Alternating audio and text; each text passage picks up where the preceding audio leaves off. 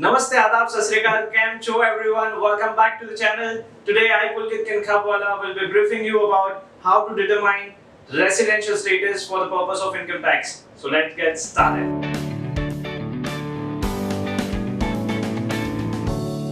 Talking about how to determine residential status for income tax. For individual, it is decided on basis of criteria decided for individual, and for companies it is decided on basis of criteria decided for companies. Whereas there's one thing that one should note over here is that residential status is for a year. So a person may be resident in this year, but he may become non-resident in the coming year or the next year. Income tax law has divided the residential status into three categories: resident and ordinary resident, resident but not ordinary resident, and non-resident. If a person satisfies any of the following criteria, then he'll be considered as resident as per the Income Tax Act. If he is in India during the previous financial year for a period of 182 days or more, if he is in India for a period of 365 days or more during the past 4 years preceding the financial year, okay?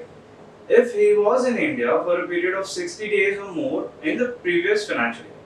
However, in respect of Indian citizen and a person as Indian origin who visits India during the year, the period of 60 days shall be substituted by 182 days. A similar concession is also given to a person who is an Indian citizen but lives in India during the previous year as a crew member for the employment purpose outside India. With effect from financial year 21-22, the period of 60 days shall be substituted with 120 days for Indian citizen and a person of Indian origin whose total income other than the income from foreign sources exceeds 15 lakh rupees.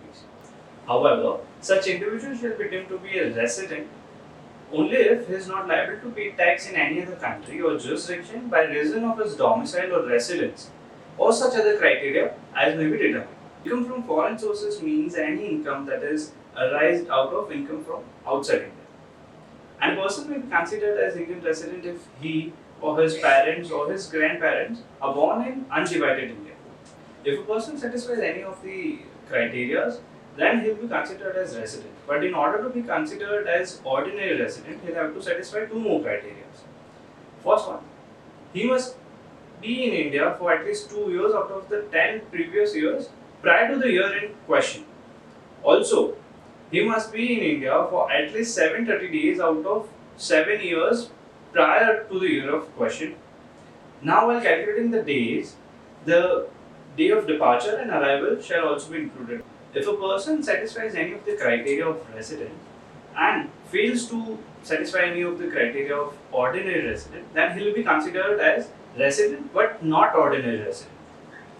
And a person who does not satisfy any of the criteria of residency, then he will be treated as non-resident for income tax purposes. Talking about residency status of companies, a company will be considered as resident if it is incorporated in India under the Indian Companies Act, if the place of effective management is in India during the relevant year in question.